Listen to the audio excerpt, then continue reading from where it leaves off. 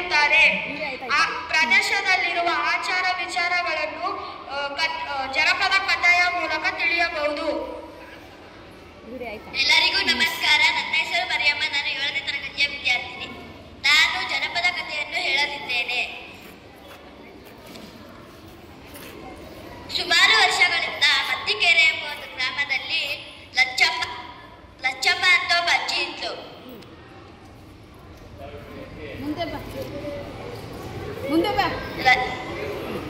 ಅವಳು ದಿನ ಕಾಡಿಗೆ ಹೋಗ್ಬಿಟ್ಟು ಸೌದೆ ತಂದು 2 ಕಲ್ಲುಗಳನ್ನ ಗೀಚಿ ಒಲೆ ಹಚ್ತಾ ಇದ್ಲು. ಅಜ್ಜಿ ಜೊತೆಗೆ ಒಂದು ಮುದ್ದಾದ ಹುಚ್ಚ ಅಂತ ಕೂಗ್ತಾ ಇತ್ತು. ಕೋಳಿ ಕೂಗ್ತಿದ್ದಂಗೆ ಹುಚ್ಚ ಕೂಗ್ತಿದ್ದಂಗೆ ಊರ್ನವರೆಲ್ಲರೂ ಎದ್ದು ದೇವ್ರಿಗೆ ನಮಸ್ಕರಿಸಿ ಹೊಲ ಗದ್ದೆ ಕೆಲ್ಸಕ್ಕೆಲ್ಲ ಹೋಗ್ತಾ ಇದ್ರು.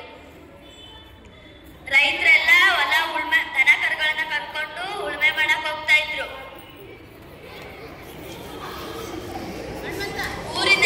ಊರಿನ ಹೆಂಗಸರೆಲ್ಲಾರು ಬಂದು ಅಜ್ಜಿ ಹತ್ರ ಕೆಂಡ ಕೇಳ್ತಾ ಇದ್ರು.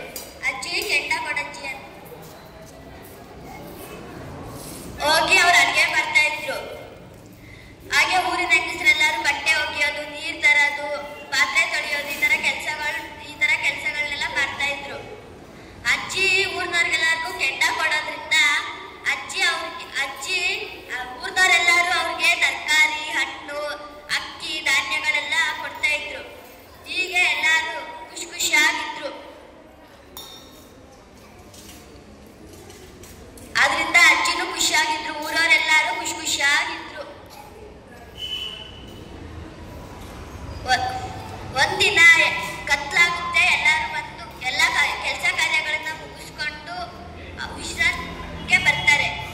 ವಿಶ್ರಾಂತಿ ತಗೊಂಡಿರ್ತಾರೆ ಎಲ್ಲರೂ ಮನೆಯಲ್ಲಿ ಕೆಲಸ ಕಾರ್ಯಗಳನ್ನೆಲ್ಲ ಮುಗಿಸ್ಕೊಂಡು. ಆಗ ರಾತ್ರಿ ಹೊತ್ತು ಅಜ್ಜಿಗೆ ಒಂದು ಕೆಟ್ಟ ಆಲೋಚನೆ ಬರುತ್ತೆ. ಏನಪ್ಪಾ ಅಂದ್ರೆ, ನನ್ ಕೋಳಿ ಕೂಗಿದ್ರೇನೆ ಬೆಳಕರಿಯುತ್ತೆ, ನಾನ್ ಕೆಂಡ ಕೊಟ್ರೇನೆ ಎಲ್ಲಾರು ಅಡ್ಗೆ ಮಾಡ್ತಾರೆ, ನಾನಿಲ್ಲ ಅಂದ್ರೆ ಇವ್ರು ಹೆಂಗ್ ಜೀವನ ಮಾಡ್ತಾರೆ ಅಂತ ನೋಡ್ತೀನಿ ಅಂತ ಹೇಳ್ಬಿಟ್ಟು ತನ್ನ ಹುಚ್ಚನ ಕರ್ಕೊಂಡು ಕಾಡಿಗೆ ಹೋಗ್ತಾರೆ.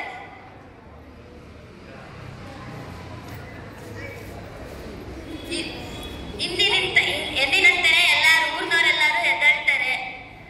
ಬೆಳಗಾಗುತ್ತೆ, ಎಲ್ಲಾರು ಎದ್ದೇಳ್ತಾರೆ.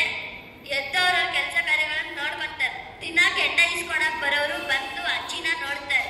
ಅಲ್ಲಿ ಅಜ್ಜಿ ಇರಲ್ಲ, ಹುಡುಕಾಡ್ತಾರೆ. ಅಜ್ಜಿ ಇರಲ್ಲ, ಎಲ್ಲೋದ್ರಪ್ಪ ಅನ್ಕೊಂಡು ಅವ್ರ ಮನೆಗೆ ಹೋಗ್ತಾರೆ. ಹಾಗೆ ಊರ್ನವರೆಲ್ಲರೂ ಅವ್ರ ಕೆಲಸಗಳನ್ನ ಮಾಡ್ಕೊಂತ ಇರ್ತಾರೆ. ಬೀರಪ್ಪ ಅನ್ನೋರು ಮರ ಕಡಿಯಕ್ಕಂತ ಬರ್ತಾನೆ. ಕಾಡಿಗೆ ಹೋದಾಗ ಅಲ್ಲಿ ಅಜ್ಜಿ ಅಲ್ದಾಡಿ ಸುಸ್ತಾಗಿ ಒಂದ್ ಕಡೆ ಕೂತಿರ್ತಾಳೆ. ಆಗ ಮರ ಕಡಿಯೋ ಬೀರಪ್ಪ ನೋಡ್ತಾನೆ ಅಜ್ಜಿನ. ಅಜ್ಜಿ ನೀನ್ ಯಾಕೆ ಇಲ್ಲಿ ಕೂತಿದ್ಯಾ ಅಂತ ಕೇಳ್ತಾನೆ.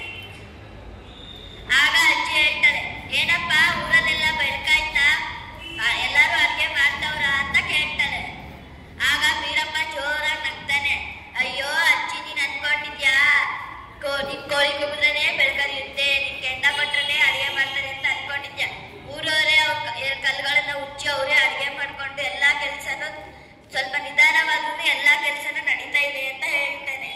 ಹೇಳ್ಬಿಟ್ಟು ನನ್ನ ಹತ್ರ ಸ್ವಲ್ಪ ಸೌದೆ ಇದೆ, ನೀನ್ ಹೋಗ್ಬಿಟ್ಟು ಅಡಿಗೆ ಮಾಡ್ಕೊಂಡು ಊಟ ಮಾಡೋವು ಅಂತ ಹೇಳ್ತಾನೆ.